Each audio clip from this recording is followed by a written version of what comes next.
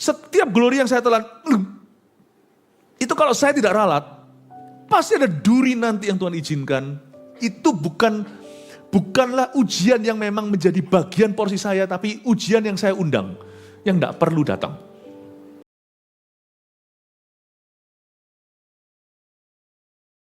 Amin, puji Tuhan. God bless you, shalom. Silakan duduk.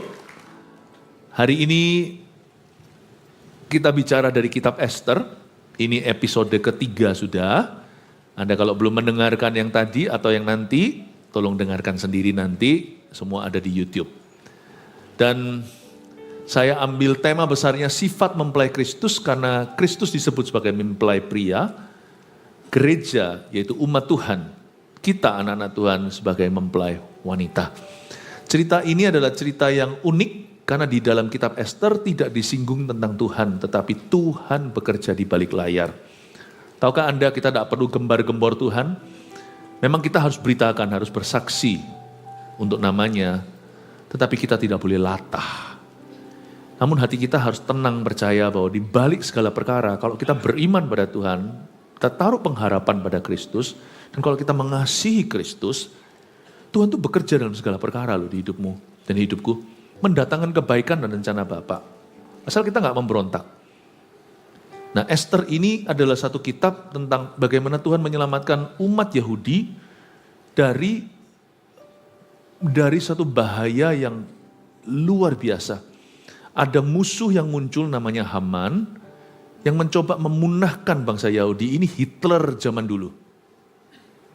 Kita tahu bahwa kita semua hidup di dunia ini tidak ada keamanan sempurna.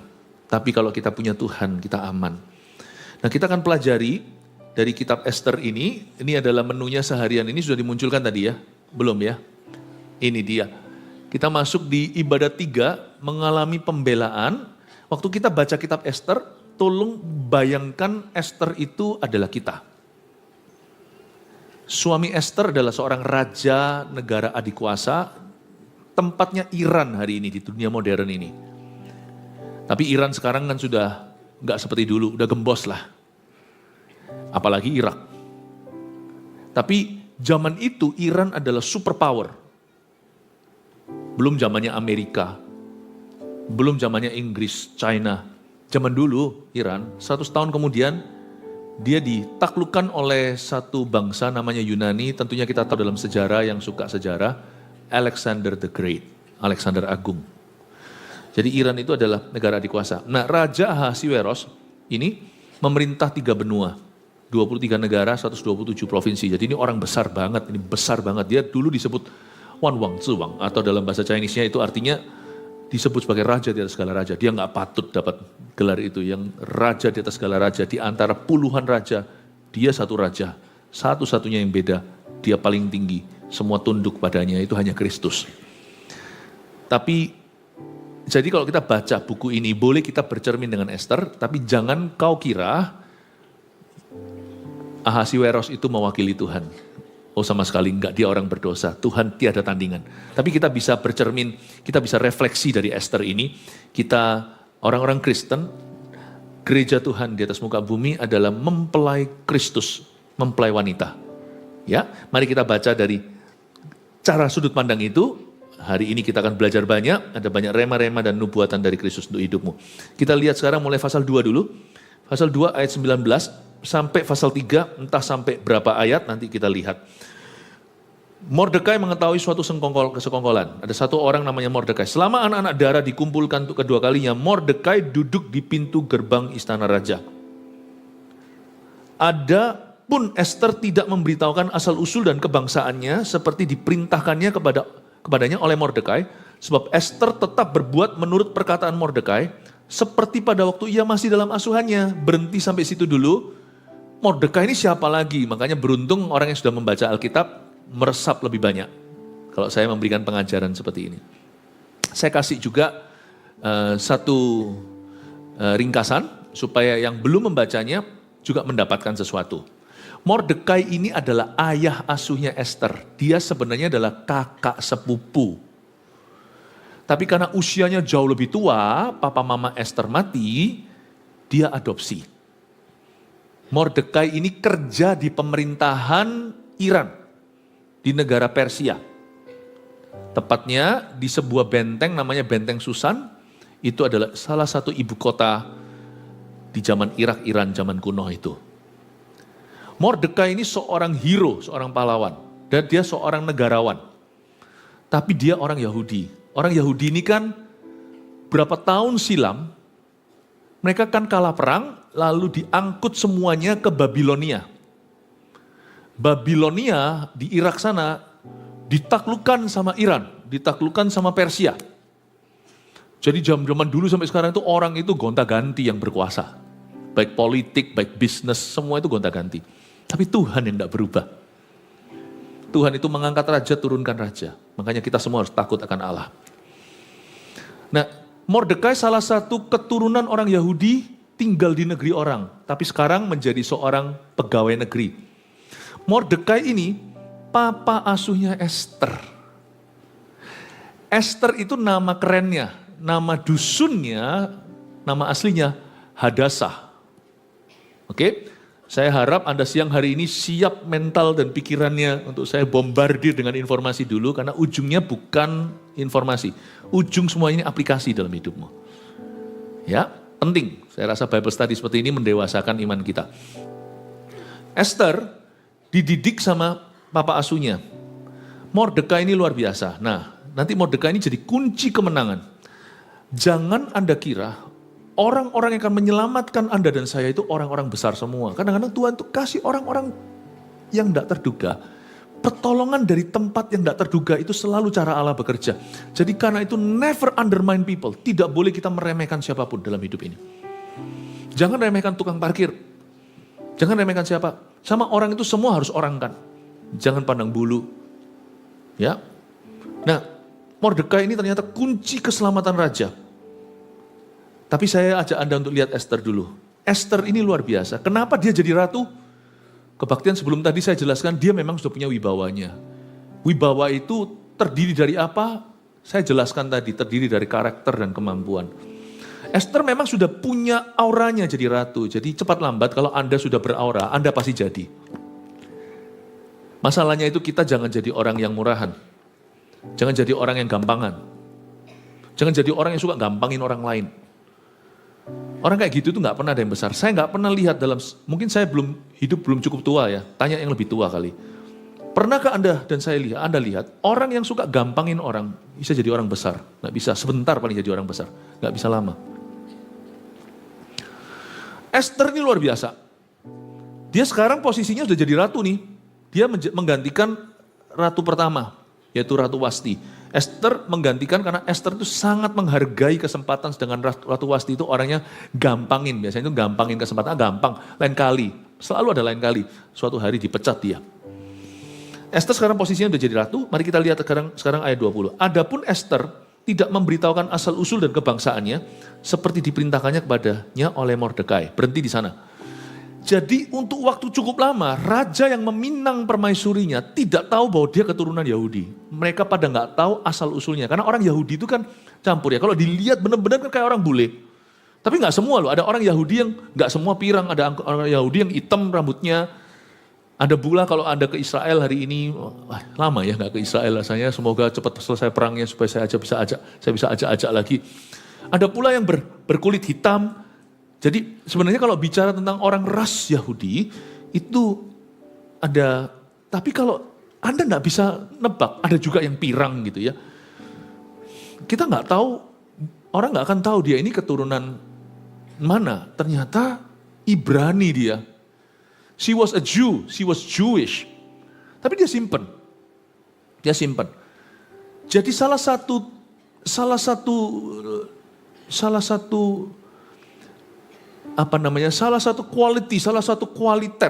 kualitasnya orang yang kenal Tuhan itu adalah orang yang bisa simpan rahasia. Kita tidak boleh bocor mulut. Karena rahasia di hati kita, rahasia orang pada kita atau rahasia kita sendiri itu adalah wibawa kita. Saya belajar sebagai seorang hamba Tuhan, saya bisa menjaga confidentiality. Saya selalu, itu aja. Kalau people cannot trust my word, what else can you trust about me? Kalau orang tidak bisa percaya perkataan kita, apalagi yang kita bisa dipercayai? Apalagi nggak ada udah. Perkataan kita itu adalah ikatan kita.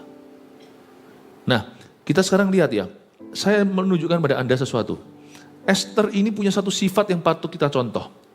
Dan itu yang membuat dia itu seperti beda sama perempuan yang lain. Sebab Esther, coba lihat ayat 20b. Sebab Esther tetap berbuat menurut perkataan Mordekai. Seperti pada waktu ia masih dalam asuhannya. Belajar seperti Yesus, jangan berubah. Yang perlu berubah itu sifat dosa kita. Sifat lama kita perlu berubah. Jangan nyanyi kayak gini, aku masih seperti dahulu. Ikut Yesus 20 tahun masih seperti dahulu itu gimana? Tetapi kalau ikut Yesus ada hal-hal tertentu tidak boleh berubah. Ini menjadi kelebihan orang-orang yang dekat sama Tuhan. Mau dia dari dulu, zaman dulu masih di dusun desa namanya Hadasah. Sekarang dia sudah jadi ratu. Ratu itu seolah-olah punya kuasa setengah kerajaan suaminya. Tetap dia mendengarkan perkataan Mordekai. Look at that. Orang itu belum teruji Bapak Ibu sampai dia pegang kuasa. Belum teruji sampai dia pegang money. Orang berkata, orang itu kelihatan warna aslinya kalau dia di bawah, salah. Itu iya sih, ada benarnya sih. Orang kalau kepepet, terhimpit, tertekan, terpuruk, nah kelihatan kan aslinya. Biasanya baik-baik aja sampai dia digocoh emosinya. Kita langsung lihat orang ini tabiat aslinya. Marah gak dia? Pukul-pukul meja gak? Apalagi pukul orang. Betul. Tapi kalau Anda mau lihat asli yang lebih asli, benar-benar sudah core atau menjadi sudah betul-betul sampai pada kecik orang itu, sampai kepada bijinya. Gampang, kasih dia power. Kasih dia money. Kasih dia kuasa. Esther tidak berubah. Tetap dengar Mordekai. Meskipun dia sekarang ratu, dia tetap nurut perkataan Mordekai. Ini loyalitas Bapak Ibu. Ini loyalitas. Yesus itu pencobaannya beda liga sama kita. Kalau kita kan jangan, lalu kita lakukan. Kalau Yesus, masalahnya dia bisa ya. Kalau saya hari ini didatangi setan berkata, coba ubahlah speaker ini jadi roti. Atau ubahlah tisu itu jadi rujak. Saya akan berkata, haha. Kenapa? Karena saya tahu saya nggak bisa. Tapi kalau misalnya Anda tiba-tiba namanya diganti dari Johnny jadi Midas. Bahasa Inggrisnya itu loh. Midas touch itu loh. Misalnya kalau tangan Anda, ini omong kosong, ini halusinasi ya. Tangan Anda, pegang apapun juga, dia berubah jadi emas sungguhan yang sekarang harganya gila-gilaan. Kira-kira gatel nggak tangan nggak pegang sesuatu? Pastilah, pasti gatel. Yesus itu dicobai karena dia bisa. Tapi dia tetap humble, tidak bypass. Puasa ya puasa. Dia tidak mengubah batu jadi roti, dia tunggu bapaknya, tunggu waktu bapaknya. Sampai malaikat nanti melayani. You wanna see whether sungguh-sungguh Anda umat pilihan Tuhan? Gampang. Apa itu kuasa di tanganmu yang Tuhan percayakan? What have you done with it? Apa yang telah kamu lakukan terhadap itu? Itu pencobaan sesungguhnya. Dia nggak berubah. Saya jadi ingat Daud ini, lompat-lompat ya. Daud itu setelah kerja di istana, dia itu dipanggil sama Saul terus, itu hubungannya dekat sama presiden. Dia tetap pulang gembalain mbek-mbek domba sama bapaknya. Ganti jubah kebesarannya, habis main seruling kecapi, dia gembalakan lagi. Sampai papanya suruh bawain dia rantangan ke koko-kokonya, bawain cheese, bawain keju, ke kepala pasukan 1000. Untuk waktu itu dia ketemu sama Goliat kan dalam konteks, dia tapau sesuatu dari orang tuanya untuk saudara-saudaranya di medan perang. Dia gak berubah, dia gak tersinggung, aku sekarang sudah jadi orang. Lu orang gak tahu gue siapa ya? Enggak tuh. Esther masih nurut sama perkataan Mordekai. Menurut saya ini harus menjadi panutan buat kita. Berkat itu pasti terjadi, tidak usah dicari. Justru yang perlu diwaspadai adalah takut ketinggian. Takut ketinggian itu bukan kita naik ke atas itu bungee jumping, ngeri atau roller coaster. Itu iya, itu secara fisik. Tapi takut ketinggian secara rohani itu bunyinya begini. Kalau Tuhan mengangkatmu, apakah engkau tinggi hati? Apakah kita berubah? Berubah sih pasti berubah, nggak ada orang nggak berubah itu setiap tahun makin tua ya. Tapi apakah berubah prinsip hidup kita? Apakah kita sudah berubah semangat kita? Visi hidup kita pun berubah akhirnya. Dari dulu mencari Tuhan, sekarang mencari apa? Jangan berubah. Saya melihat itu terlalu sering, karena saya ini seorang pendeta, gembala, yang menggembalakan orang itu dari penyerahan bayi sampai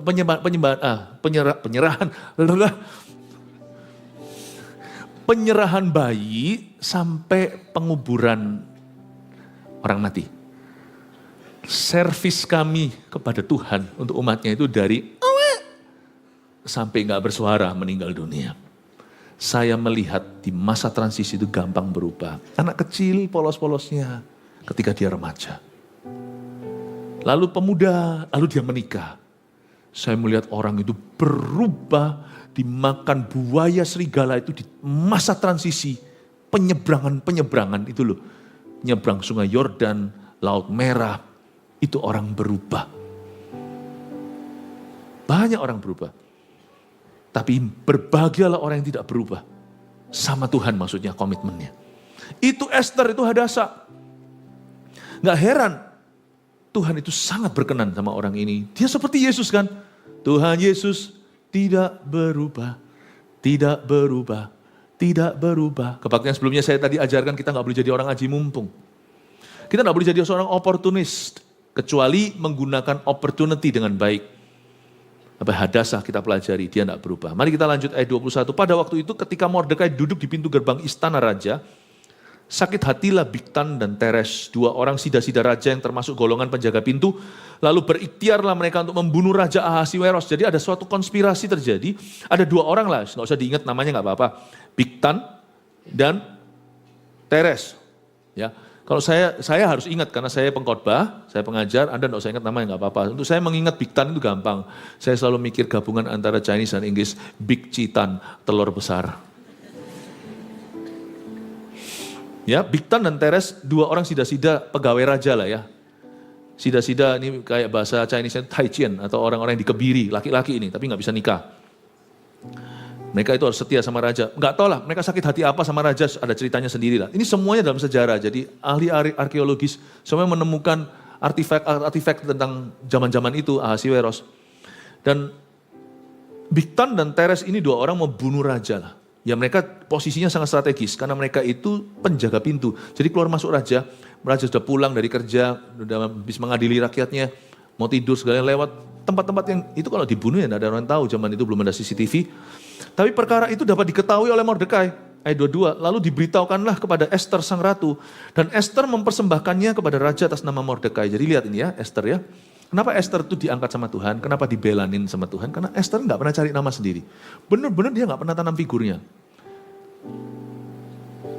Dia itu, perkara itu memang diketahui oleh Mordekai. Tapi dia nggak curi kemuliaan. Nggak seperti pemimpin yang begini loh. Timnya yang kerja nanti waktu dapat piala dia berkata, iya saya yang hebat. No, Esther enggak gitu. Esther adalah seorang yang punya prinsip hidup yang sangat baik untuk kita tiru. She gives honor where honor is due. Dia memberikan hormat, penghargaan kepada siapa penghargaan dan hormat itu patut diterima. Kita belajar dari Esther. Seorang yang tidak pernah mencuri kemuliaan dan dia tidak pernah mencuri mahkota. Dia dapat mahkota permaisuri atau ratu itu fair and square. Karena dia memang punya kualitas yang beda. Kebaktian sebelum ini tadi saya jelaskan, dia nggak ngambil loh, dikasih sama raja kesempatan untuk ambil apapun harta. Dia enggak, dia minta Hegai, salah satu sida-sida yang take care semua perempuan yang akan nanti disayembarakan, mana yang akan jadi pendamping baginda. Dia enggak ambil apa-apa kecuali yang disarankan. Dia ini bukan tipe orang yang mauan, bukan tipe orang yang murahan, bukan tipe orang yang suka gratisan. Bukan tipe orang suka gratisan. Enggak tentu, orang itu harus kaya raya. Kaya karakternya itu enggak ada hubungan dengan materi dulu. Bukan tipe orang yang suka, yang serakah, yang menginginkan sesuatu yang dia tidak miliki. tapi nggak berani bayar harga, sukanya yang murah, atau sukanya yang gratisan. Yang kayak gini tuh justru menjadi pembunuh berkat dalam kehidupan seseorang. Demikianlah yang menjadi pembunuh ekonomi. You have to give honor where honor is due. You give money where money is to be given. Memberikan honor, hormat pada siapa hormat harus diberi. Memberikan money bahkan. Kalau ada orang berusaha misalnya tadi saya bilang salah satu, misalnya saya makan atau apa, atau kemana. Kalau saya tahu itu adalah usahanya dan itu bidangnya. Dan saya tahu itu adalah sesuatu yang dia gumul, itu sesuatu yang benar-benar dia studi dan itu menjadi karya utamanya. Saya tidak harap kalau misalnya saya berhadapan dengan orang gitu, saya diberikan gratisan. I want to pay. I want to pay. I want to honor that person. Aku mau menghormati orang itu. I want to pay. Saya mau menghormati dia. Mentalitas kita kan beda. Banyak, wah kalau bisa gratis, kenapa tidak? Loh, kalau memang gratis adalah hak, aku ambil. Tapi kalau gratisku itu ngambil haknya orang lain, nggak mau aku. Please don't make any profit. Di dalam dunia pekerjaan Anda, baik itu sebagai karyawan maupun pengusaha, jangan ambil keuntungan yang tidak patut kita ambil. Jangan mengkorupsi berkat orang lain. Never corrupt. Jangan pernah mengkorupsi berkat sesama orang lain. No, aku enggak mau berkatku dikorupsi kok. Saya juga enggak mau mengkorupsi berkat orang lain. Kalau itu adalah hakmu, saya kasih. Meskipun dia enggak minta. Misalnya, kalau memang tidak boleh ada tipping, tidak boleh memberikan uang kecil gitu ya. Ya jangan. Hargai sistem. Tapi kalau memang tidak ada peraturannya. Toh kalau Anda enggak kasih, mereka enggak minta. Tapi kalau tidak apa-apa, tidak mengapa itu diberikan. Tolong kasih yang baik. Anda harus hormati orang itu kalau orang itu memberi servis yang baik. Orang Kristen tidak boleh pelit. Saya tidak bicara tentang money. Saya bicara tentang honoring, menghormati dan menghargai sesama. Orang Kristen harus menunjukkan terlebih dahulu. Amin Bapak Ibu Saudara. Semoga Anda bisa mengerti ya ini ya. Mordekai ini gini, dia mengetahui konspirasi itu lalu diberitahukan kepada yang berwenang. Ketika diberitahukan, akhirnya otomatis konspirasi itu dibatalkan, nggak jadi. Tapi sang ratu mempersembahkan hal itu atas nama Mordekai. Dia bilang, ini Mordekai Baginda, Mordekai. Dia ngomong sama panitera negara, suruh masukkan di sana bukan nama Esther atau Hadassah, tapi Mordekai yang menemukan. Memang begitu faktanya. Esther tidak mau campur. Kalau memang kita tidak ada urusan dengan glory itu, reject glory. Tolak kemuliaan. Tolak. Jangan kita gampang menerima pujian hanya karena semata-mata pujian itu tentang kita. Kalau itu tidak benar, faktanya Anda juga berkata, enggak kok sebenarnya tidak begitu. Anda harus ralat. Hati-hati setiap glory yang kau curi, itu pasti Tuhan izinkan satu duri untuk mendetoksmu nanti. Jadi saya paling takut kalau dapat glory.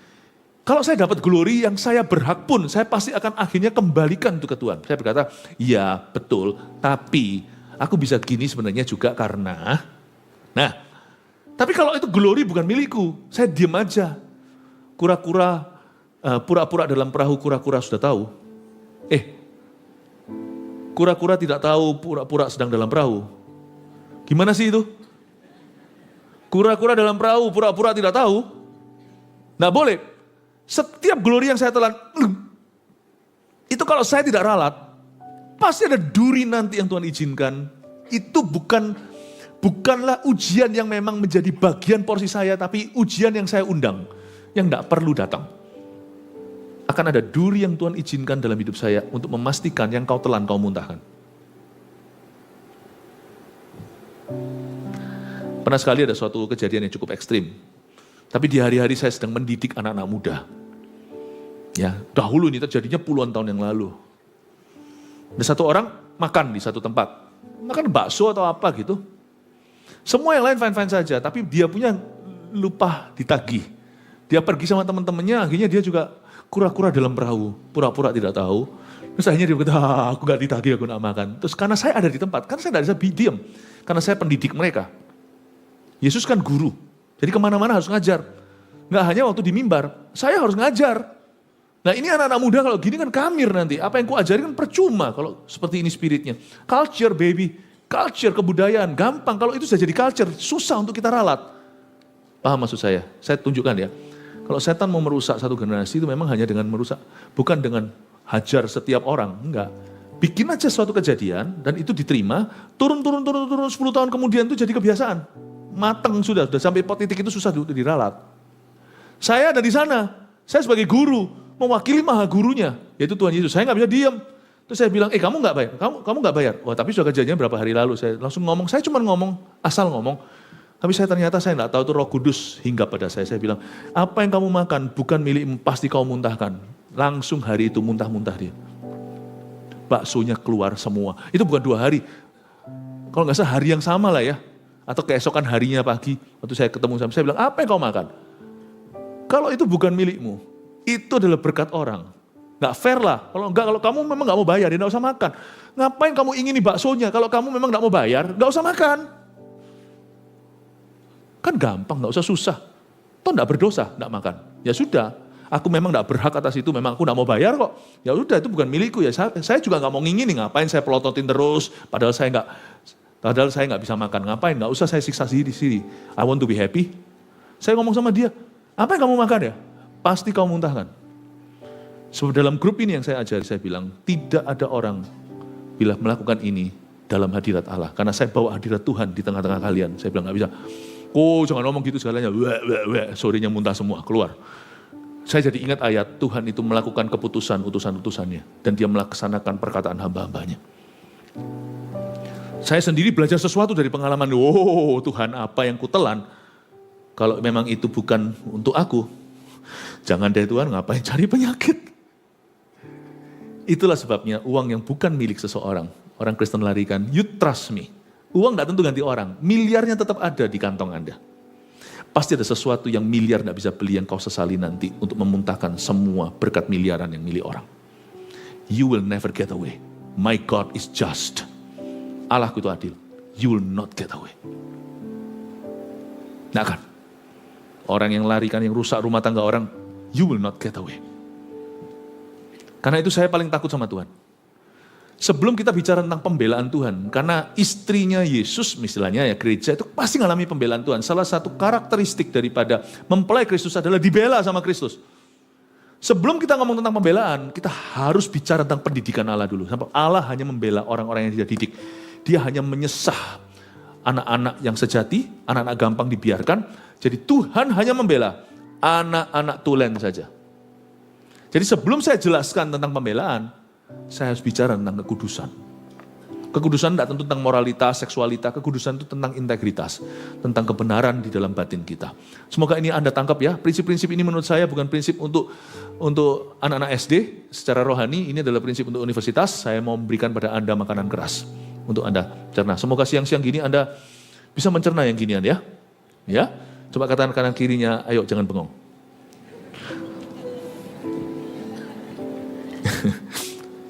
Perkara itu diperiksa dan ternyata benar, ayat 23, maka kedua orang itu disulakan pada tiang dan peristiwa itu dituliskan di dalam kitab sejarah di hadapan raja. Jadi ada 2 orang itu mati, dieksekusi. Pasal 3 ayat pertama, mari kita lihat pembelaan sekarang ya. Cepat aja, waktu saya tidak banyak. Sesudah peristiwa-peristiwa ini, maka Haman bin Hamadeta, orang Agag, dikaruniailah kebesaran oleh Raja Ahasiweros. Dan pangkatnya dinaikkan serta kedudukannya ditetapkan di atas semua pembesar yang ada di hadapan Baginda. Berhenti. Siapa lagi nih kok tiba-tiba ada namanya Haman nih bin Hammedata. Garis bawahi, orang Agag.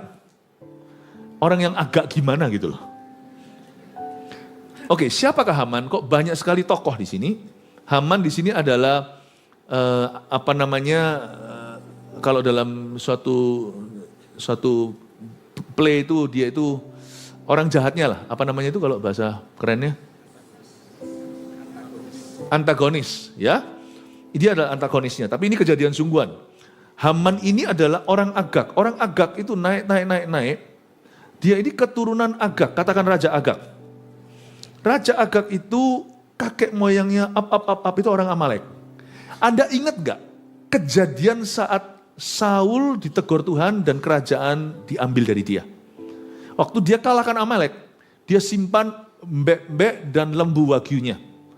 Lalu gak cuman itu, dia spare atau dia buat hidup, tetap hidup, malah berteman berapa minggu, karena Samuel datang terlambat ke medan pertempuran, Saul biarkan Raja Agag tetap hidup several weeks, beberapa minggu. Kejadian ini dibandingkan sekarang waktu Esther, 500 years ago, 500 tahun lalu.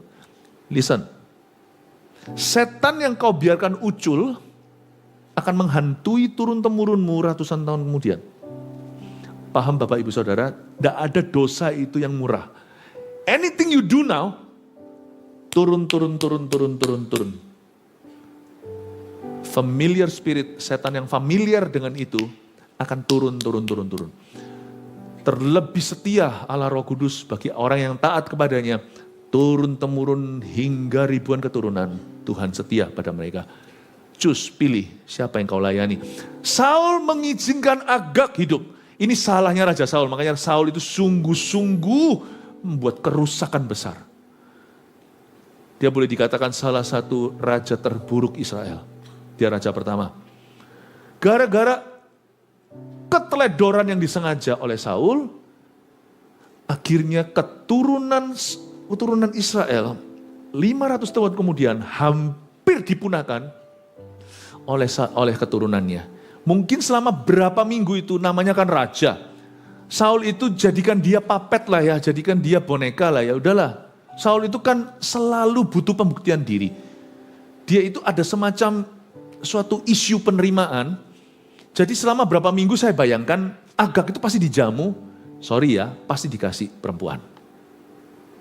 Karena itu salah satu caranya orang raja-raja zaman dulu, cara-cara kotor.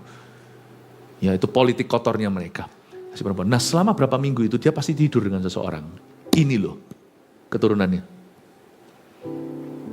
Kompromi kita hari ini 500 tahun kemudian akan membahayakan. Oh lama banget 500, rasanya enggak sih. 5 tahun kemudian akan membahayakan. 15 tahun kemudian pasti akan ada sesuatu yang mau dipunahkan dalam hidupmu. Makanya kalau saya mau berbuat dosa, melanggar firman Allah secara sengaja, enggak sengaja aja kita melakukan banyak kesalahan kok. Kalau saya mau secara sengaja memberontak pada titahnya, saya mikir Tuhan, ini konsekuensinya panjang. Ini konsekuensi yang panjang. You see, the snake you allow to grow, the snake that you did not kill, will turn into a dragon that will kill your children. Saya ulang. Ular yang tidak kau bunuh ketika kau berkesempatan untuk menghabisinya akan berubah menjadi naga merah yang akan menghabisi keturunanmu nanti 5 tahun, 10, 15 tahun lagi dari sekarang. Dan kita tidak mau lihat itu terjadi kan? Lebih baik kau bunuh naganya sehingga nanti keturunan kita hanya menghadapi cacing-cacing saja. Saya selalu ajarkan ini dengan cara yang berbeda-beda, mengingatkan para orang tua untuk mencari Tuhan di masa hidupnya. Jangan suruh anak-anaknya. Anak punya peperangan sendiri. Kalau bisa kita perangi habis supaya sisanya itu anak hanya dapat sparring partner aja. Di sini kita mempelajari sesuatu, Haman tidak seharusnya hidup. Ini adalah kesalahan Saul dan ada jeda waktu berapa minggu muncul pembunuh. Be careful. Oke, lanjut ya.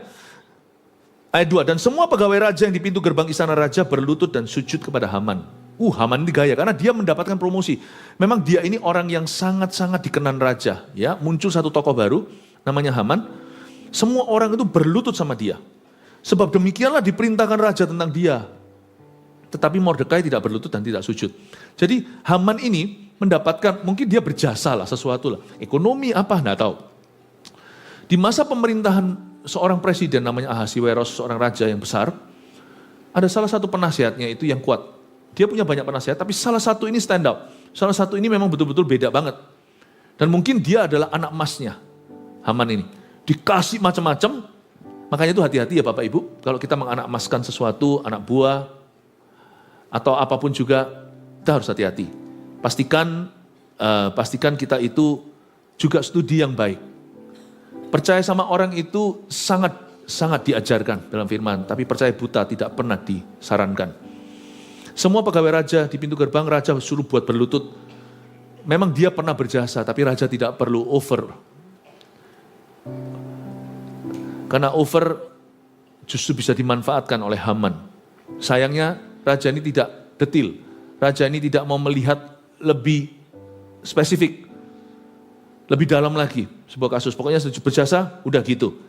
Siapa pernah tahu bahwa orang yang berjasa nanti menjadi iblis utama. Kita harus hati-hati dan bijaksana. Ini suatu konteks saya yang harus kita pelajari. Dan semua orang disuruh berlutut kecuali kecuali Mordekai nggak mau berlutut. Tahu nggak kenapa Mordekai nggak mau berlutut? Karena dia orang Ibrani. Orang Yahudi ditentang keras, sama seperti hari ini orang Kristen diajari. Kita tidak boleh tunduk. Tunduk ini bukan nurut, ngikut, bukan. Tidak boleh sujud menyembah pada apapun juga, kecuali Allah yang hidup yang tidak ada formnya. Nggak ada formnya. Ya, mau diwakili pakai apapun juga itu jauh dari aslinya. Kalau misalnya saya ada seniman nih, ada 10 di depan saya, atau selusin sekalian 12. Semuanya bisa ngelukis, tapi ngelukisnya itu jelek semua. Gambar saya nanti, hidung saya terlalu betet. Gambar lagi nanti, sesuatu beres. Gambar badan saya dibikin buncit. Atau dibikin yang terlalu gak masuk akal, itu bukan aku. Saya pasti ngomong sama mereka, sudah deh, kalian 12 orang, tidak usah gambar saya sama sekali. Ya, enggak usah gambar saya. Daripada saya digambar salah. Lebih baik enggak usah. Tuhan ngomong gitu sama setiap orang yang membuat wujud buatan tangan untuk menyembah dan mewakili Tuhan itu siapa. Sehingga orang menyembah pada buatan tangannya. Udah deh, enggak usah dah. Apapun yang kau buat dan pahat, apapun yang kau bentuk, dan kau pasang namaku di situ, enggak mirip sama aku. Itu semua gubuk dibandingkan dengan aku aslinya, udah gak usah sekalian. Makanya itu orang Yahudi tahu prinsip ini. Ini roh pengenalan akal yang benar. Itulah kemiripan orang Yahudi dengan orang Kristen hari ini. Kita tidak sujud pada apapun juga yang menamakan dirinya Tuhan, karena Tuhan gak kelihatan. Kalau kita mau menyembah Tuhan itu dalam roh dan dalam kebenaran. Dalam roh itu insight. Kebaktian satu saya ajarkan, spiritual life, kehidupan rohani itu dimulai dari dalam. Sebenarnya kita tidak pakai liturgi seperti apa. Kalau saya mau, saya juga bisa. Saya juga bisa mungkin dress myself in a certain way. Mungkin pakai pakaian gimana. Saya kalau mau holy dengan cara begitu, saya juga bisa. Menurut saya banyak orang juga akan mudah percaya. Saya tidak mau. Karena spiritual life is what's real on the inside. Karena kehidupan rohani itu ada sesuatu yang nyata di dalam diri kita. Kalau kita mau menyembah Tuhan itu dalam roh dan dalam kebenaran. Hidup kita itulah mimbarnya. Anda bisa lihat hidup orang itu. Nah, itu jauh lebih penting daripada orang Farisi yang harus pakai jubah yang seperti tertentu, berdoa dengan cara tertentu. Bapak Ibu Saudara, apa yang saya coba katakan di sini? Mordekai adalah orang Ibrani asli. Dilarang sujud menyembah apalagi pada orang.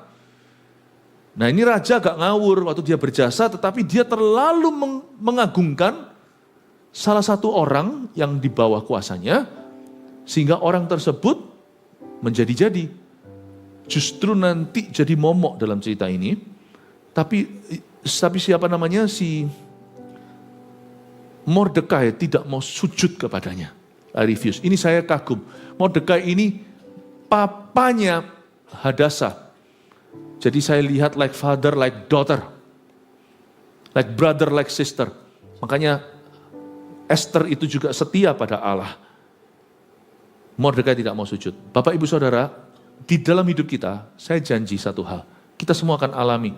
Tahun ini bukan hanya tahun berkat, bukankah disebut tahun kemenangan? Tahun kemenangan itu ada peperangan. Dalam konteks peperangan hidupmu, di mana kita ditekan, dihimpit, dipojokkan, jangan kompromi. Never compromise your faith. Sebab kalau kita kompromi, sesuatu yang Tuhan bilang salah, kalau kita tahu dari firman, ini yang benar kita tidak lakukan, kita kompromi berharap Tuhan pasti maha pengertian, kita menurunkan martabat Tuhan. Karena Tuhan itu raja, kita itu hamba. Tidak bisa kita berkata, Tuhan pasti ngerti lah situasiku. Tidak boleh.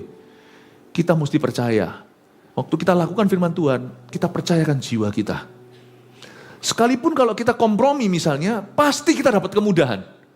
Tapi jangan lakukan itu. Mungkin Anda dapat materi, mungkin dapat kesempatan, mungkin dapat benefit yang lainnya. Tetapi sadarkah Anda waktu kita kompromi, sesuatu yang jelas serta-merta firman berkata, seperti Mordekai disuruh tunduk, apa susahnya sih? Cuman sujud gini aja loh, apa susahnya? Toh setelah gitu juga orang lupa. Yang lainnya semua sujud kok, kita sendirian yang masih tegak. Jangan cari penyakit lah, jangan cari perhatian lah. Loh, ada hal-hal tertentu yang kita perlu smart. Ada hal-hal tertentu yang harganya mati. Kita nggak boleh kaku, saya tahu. Cuman ada hal-hal tertentu, diluasin pun nggak bisa. Mesti sudah pada porosnya. Dan dia itu sudah harga mati, tidak negosiasi. Dia sujud gitu tuh nggak bisa. Kalau dia sujud gini aja, mungkin pulang dia aman. Tapi sesuatu di dalam dirinya pasti hancur, jiwanya pasti rusak. Jadi dia nggak mau. Don't do it because it will ruin your soul. It will destroy you on the inside. Kita jadi orang gak boleh kaku. Tapi gak boleh kaku itu tetap ada batasnya. Satu titik di mana sudah tidak bisa. Ini hidup atau mati. Ini benar atau salah. Tidak semua dalam hidup ini adalah abu-abu. Ada yang hitam, ada yang putih. Harus jelas itu. Itulah sebabnya kita gak boleh buta peta. Kita harus mengerti firman Allah. Mordekai berkata, no, I'm not going to bow down. Why? Kenapa? Because I am a covenant people of God. Karena aku adalah umat pilihan Tuhan. Kita di dalam tempat kerja kita, hidup kita sehari-hari, ingatlah bahwa kita semua adalah the bride of Christ, kita semua adalah mempelai Kristus, dan kita semua masing-masing kita adalah umat pilihan Allah. Siapa di sini bangga sebagai mempelai Tuhan dan sebagai apa tadi? Ambasador Allah. Sebagai umat pilihan Tuhan, umat perjanjian, berikan tepuk tangan Tuhan. Itu beberapa orang udah mau tepuk tangan nggak jadi tadi. Ya, haleluya. Oke, kita lanjut ya. Setelah mereka menegur dia berhari-hari ayat 4 dengan tidak didengarkan juga, maka hal itu diberitahukan mereka kepada Haman untuk melihat apakah sikap Mordekai itu dapat tetap, sebab ia telah menceritakan kepada mereka bahwa ia orang Yahudi. Ketika Haman melihat bahwa Mordekai tidak berlutut dan tidak sujud kepadanya, maka sangat panaslah hati Haman. Oke, sedikit sidetrack. Kalau Anda mau lihat kecilnya orang itu, orang besar, orang kecil itu dilihat dari sisi apa? Dari sisi hatinya. Betapa kecilnya orang itu. Ini orang adalah orang kecil. Mau tahu orang kecil? Itu bukan bicara tentang status ekonomi. Orang kecil, orang besar itu bukan dipisahkan dengan itu. Ini orang kecil. Coba bayangin, semua orang tuh sudah sujud sama dia. Toh meskipun dia salah ya, be happy about it. Cuman satu gak nunduk, itu bisa merusak harinya. Ini tipe orang yang kalau lihat donat selalu lihat lubangnya, gak pernah menghitung donatnya. Sekali lagi saya gak suka donat, jadi gak usah khawatir. Pastor Vilo kok pakai donat terus, pakai ilustrasi. Paling gampang soalnya. Amin Bapak Ibu. Ini orang gak pernah happy. Ini tipe orang. Orang Kristen ada yang spiritnya kayak Haman gini loh. Segala sesuatu sudah Tuhan berikan ke dia. Cuma dia kepingin yang dia belum miliki. Dan sebelum dia punya itu dia gak happy. Selalu ada sesuatu yang dia inginkan. Dan kalau dia sudah dapat, dia bosan. Selalu dia kepingin sesuatu yang dia gak miliki. Dan sampai dia memilikinya, dia tidak akan pernah berbahagia. Ini Haman banget. Haman itu gak aman hatinya. Ya kayak gini. Ketika Haman melihat bahwa Mordekai gak berlutut dan sujud kepadanya, maka sangat panaslah hati Haman. Come on lah. Bukankah semua sudah sujud sama kamu, kurang apa? Satu doang lo gak sujud. Why? Udahlah. Gak bisa orang yang cincai gitu loh. Gak bisa orang ya sudahlah, atau bahasa Surabaya ya wis lah, itu gak bisa. Selama orang punya spirit gini gak bisa bahagia. Selalu ada sesuatu lain yang iblis cari gara-gara. Setan itu paling suka goda-goda. Setan itu kalau gak bisa bunuh gak bisa membunuh kita, membinasakan apalagi, dia akan mencuri dulu sukacita. Dia akan tikel-tikel kitik-kitik kita. Selalu di area di mana kita gak punya. Dan dia selalu penasaran atau sesuatu yang kok gitu ya. Selalu itu aja. Dan kalau kita fokus ke sana, kita gak fokus ke Yesus. Dan kita mulai masuk segala macam penyakit mental. Itu selalu mulai di situ. Ini Haman banget. Ini setan. Setan bekerja dalam hatinya. Kita lihat ayat 6. Tapi ia menganggap dirinya terlalu hina lah untuk membunuh hanya Mordekai saja. Nafsu. Karena orang telah memberitahukan kepadanya kebangsaan Mordekai itu. Jadi ketahuan ternyata ini orang Yahudi. Ngamuk dia. Jadi Haman mencari ikhtiar memunahkan semua orang Yahudi. Memang sudah bibit bobot bebetnya. Dia itu orang Amalek, sudah bebuyutan dengan orang Yahudi. Jadi sudah ada turun-temurun benci. Ternyata benci itu turun-temurun. Roh kepahitan itu diturunkan, hati-hati. Haman mencari ikhtiar memunahkan semua orang Yahudi, kok bisa kesetanan gitu ya, kok bisa kesumat ya. Padahal cuma satu orang, tapi dia mau bunuh satu bangsa. Nah ini kesalahan Haman, yakni bangsa Mordekai itu di seluruh kerajaan Ahasiweros. Nah dalam bulan pertama, yakni bulan Nisan, dalam tahun yang ke-12 zaman Raja Ahasiweros, orang membuang pur yakni undi di depan Haman hari demi hari dan bulan demi bulan sampai jatuh pada bulan yang ke-12 yakni bulan Adar. Berarti di sana saya bisa bayangkan ruang rapat. Haman ngamuk kan?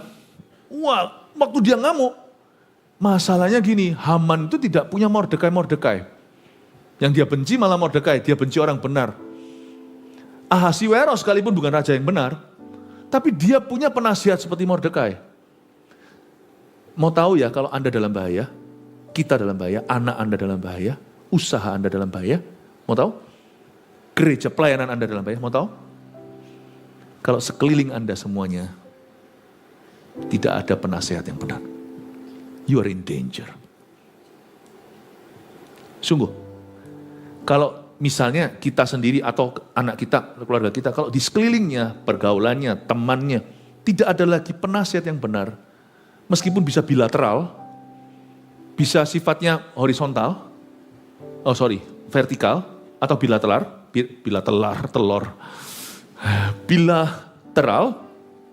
ya, kalau Anda tidak menemukan Mordekai, orang-orang benar, sekalipun belum jatuh, sekalipun belum runtuh, your son is in danger. Anakmu dalam bahaya. Apalagi kalau dikelilingi dengan yes man yang hanya bumbung dia. Nggak tahu bahasa bener nggak itu ya. Yang hanya kipas-kipas. He's in danger. Dan kita juga dalam bahaya kalau kita dikelilingi hanya orang begitu. Karena saya bisa bayangkan ruang rapat Haman. Waktu dia cerita, ini ada satu orang namanya Mordekai, bla bla bla. Wah mereka semua iya, malah justru sudah tahu dia berapi-api, ciprat minyak. Akhirnya dia buat keputusan yang gila. Bukan hanya tangkap tangkap Mordekai, dia mau punahkan seluruh bangsa. Betapa conceited dalam bahasa Inggrisnya, betapa sombong dan angkuhnya dia. Mencapai satu titik hatinya membatu dan dia merasa dirinya maha kuasa. This is very dangerous. Inilah titik balik kejatuhannya dia. Mau tahu kalau kita dalam bahaya? Sudah tidak ada Mordekai di sekeliling kita. Kita dalam bahaya. Belum sekarang, nanti kita akan jatuh dan runtuh. Haman mencari ikhtiar tapi gini, waktu dalam pertemuan itu mereka punya satu cara. Zaman dulu itu kalau sekarang ada yang namanya polling, voting, ya, atau kita ambil suara. Kalau zaman dulu mereka itu karena ada superstisinya, karena mereka ini adalah bangsa penyembah dewa, makanya itu mereka mengambil pur, yakni undi. Jadi mereka pakai undi kayak dadu gitu, lihat bulan apa. Kok bisa ya Tuhan tuh sentil dadu itu. Muncul bulan 12. Yaitu bulan Adar. Misalnya itu adalah awal tahun. Nanti kita tahu kok, waktu di ayat-ayat berikutnya, kita nggak baca karena waktu. Mereka punya waktu 12 bulan orang Yahudi untuk susun kekuatan. Dan mereka perlu nunggu 12 bulan baru bisa eksekusi, bunuh bangsanya Esther dan Mordekai. You see, even when your enemy is ready to kill you, Tuhan kasih jedah waktu sebelum mereka meruntuhkanmu. Saya jadi ingat ketika mereka keluar di atas laut yang kering, laut merah, Tuhan kasih tiang api, tiang awan di tengah supaya antara bangsa Israel yang dikejar dan yang mengejarnya tidak ketemu. Nggak pernah kita tuh diizinkan diruntuhkan itu. Kalau kita sampai runtuh kalah itu juga karena pilihan kita. Tuhan memberi waktu 12 bulan untuk Esther nanti akan mengubah hati raja. Lalu kebaktian berikutnya saya jelaskan gimana Tuhan putar balikkan 180 derajat. Hunter yang memburu mereka akhirnya diburu. Luar biasa Tuhan itu, sutradara yang terakhir itu di tangan Tuhan. Saya pelajari sesuatu, 12 bulan kemudian, mereka itu pakai cara apapun juga sama Tuhan disentil. Kasih waktu untuk umat pilihan. Jagonya Tuhan itu luar biasa. Makanya saya nggak percaya orang jalan sama Tuhan itu bisa dikalahkan. Saya nggak percaya orang yang menyembah Tuhan itu bisa berakhir runtuh. Saya nggak percaya. Kita bisa mengalami kemalangan hidup, tapi iman kita tidak bisa diruntuhkan. Pengharapan kasih tidak akan pernah dicuri. Saya kasih 3 poin sini untuk menjadi konklusi daripada apa yang saya ajarkan. Hari ini storytelling ya. Dan puji Tuhan saya kasih pujian untuk jemaat yang mengikuti, tidak mudah untuk mencerna kayak gini. Ada tokoh-tokohnya, tapi kalau nggak gini dari waktu ke waktu, pengetahuan Alkitab Anda tidak akan bertumbuh. Karena itu saya bantu. Ya, 3 poin sini sebagai aplikasi untuk kita semua. Apa yang kita bisa pelajari tentang pembelaan Tuhan, mengalami pembelaan sebagai mempelai Kristus. Kita ini mempelai Kristus semuanya. Kita ini anak-anak Tuhan. Kita anak raja. Ratunya sorga lah ceritanya, gereja itu. 1, hiduplah sesuai dengan status kita sebagai umat pilihan Tuhan. Never compromise. Never compromise. Saya tidak pernah mau kompromi. Hiduplah sesuai dengan status kita. Saya selalu ingatkan gini, bukan aku harus berbuat begitu, aku harus berbuat begini. Bukan pada behavior atau perbuatan atau kelakuan. Kita harus ingat status kita. Bukan what you do, what you don't do. Bukan apa yang kau lakukan, tidak lakukan. Tapi ingatlah who you are. Ingatlah siapa kita. Bahasa Inggrisnya bagus sekali. Manusia itu bukan human doing, human being. Kalau yang tahu bahasa Inggris, being itu menjadi, doing itu melakukan. Kita belum melakukan apa-apa, nggak bisa berbuat apa-apa, cuma bisa pup, cuma bisa makan, cuma bisa nangis. Kita sudah disebut human. Siapa bunuh bayi? Dia disebut sebagai pembunuh manusia. Kita human being. Jadi sebelum Anda melakukan apa, tidak melakukan apa, ingatlah dulu siapa dirimu. Aku anak Tuhan. Aku ambasador Kristus. Aku utusan Kristus. Aku ini mempelai wanita sorga. Kita ini gereja itu mempelai wanita. Kristus adalah mempelai pria. Aku tidak boleh sembarangan hidup. Dan berarti kalau aku adalah mempelai, aku berhak atas setengah kerajaan atau bahkan sekerajaan bersama dengan suamiku. Dalam kamusnya Kristus tidak ada print up kok. Tidak ada perpisahan harta kok. Pemisahan harta? Tidak ada. Ya ada kalau hari ini di zaman ini karena memang untuk alasan praktis misalnya. Tapi secara rohani dalam kerajaan Tuhan, kita dan Kristus tidak bisa harta. Karena itu Kristus berkata, kuncinya di kamu ya, Hani. Hai istri, kuncinya di gereja. Apa yang kau ikat terikat di sorga. Tidak kebalik loh ya. Apa yang sorga ikat, kamu ikat ya di bawah. Enggak, Tuhan berkata, kamu yang inisiatif. Apa yang kamu ikat, terikat di sorga. Tapi kita nggak boleh ngikat sembarangan. Baik Tuhan, aku pakai untuk mengikat mulut istriku. Loh, nggak terikat karena Tuhan nggak berkenan. Itu salah pakai kunci itu. Itu kunci bukan untuk diaplikasikan, bukan salah gunakan. Ya, tapi kita pakai itu melakukan yang tepat. Aku ikat suamiku ya, biar dia nggak kemana-mana ya. Kita pakai untuk dengan cara yang benar. Tuhan berkata, apa yang kamu ikat di bumi akan terikat di sorga. Ya kalau suaminya perginya ke tempat yang salah ya ikatlah. Dalam nama Yesus Tuhan aku berdoa supaya terjadi ikatan pertobatan. Amin. Tapi di tangan kita loh, yang kau ikat terikat di sorga, yang kau lepas terlepas. Jangan kebalik ya, bukan dari sorga melepas maka terlepas di bawah. Kalian yang melepaskan. Tuhan bilang sama istrinya istilahnya, mempelai Kristus yaitu kita. You do it. You ask, it will be given you. Luar biasa. Merinding saya. Kalau kita adalah anak, berarti kita adalah ahli waris. Jadi saya ajak Anda melihat bahwa kita harus hidup sesuai dengan status kita sebagai umat pilihan Tuhan. Itu kebanggaan. Sekalipun kita kadang-kadang harus membayar harga karenanya. 2, selalu ada waktu jeda untuk berseru sebelum runtuh atau jatuh. Don't believe. Kalau misalnya Anda hari ini dirundung masalah, meskipun Anda takut, jangan panik. Takutlah gak apa-apa, bawa ketakutanmu pada Tuhan. Ingatlah prinsip ini kau pegang. Jangan kecewa, jangan putus asa. Sebab selalu Tuhan cipta waktu jeda sebelum keruntuhan atau kejatuhan terjadi. No one, termasuk hamba Tuhan yang jatuh semalam itu tidak ada. Itu sudah erosi, kompromi hari per hari, jadi biasa dulu.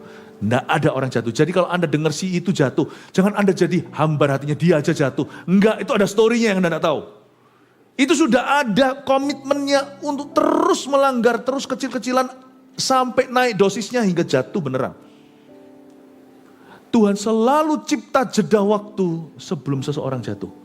Jadi kita tidak harus jatuh, kita tidak harus runtuh. Katakan amin. 3. Tuhan siapkan kemenangan kita sebelum musuh tiba dan beraksi. Ingat tadi pasal 2 yang kita baca, terjadi konspirasi, itu loh Big Chitan itu loh, telur besar Bigtan dan Teresh.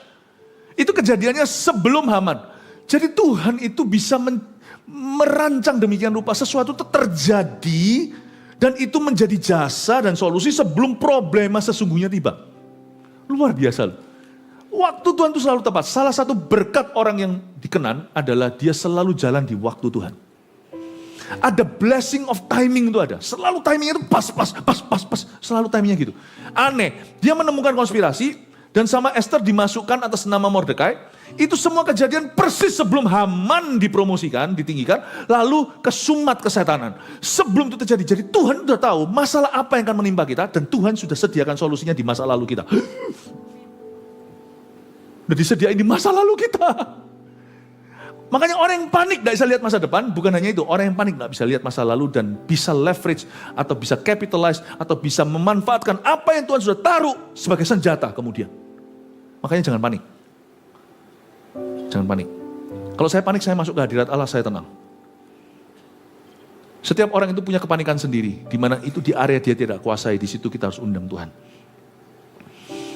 Tuhan siapkan kemenangan kita sebelum musuh tiba, dan ketika musuhnya beraksi.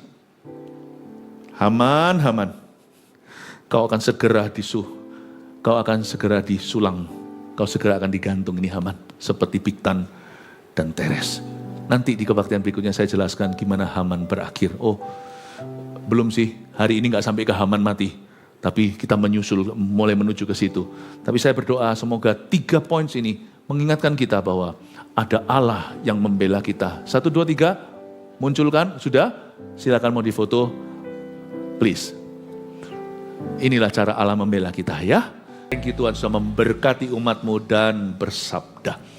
Kami mau pulang, sebelum hamba-Mu lepaskan jemaat, Tuhan tolong lepaskan berkat atas mereka di akhir ibadah. Jemaat terkasih, dengan kunci yang ada di tangan kami, ku lepaskan berkat atas-Mu, atas rumah tangga dan pekerjaan-Mu, berkat Allah Bapa, Putra, Roh Kudus, berkat Allah Abraham, Ishak dan Yakub, menyertai-Mu serta keturunan-Mu dari sekarang sampai Tuhan datang.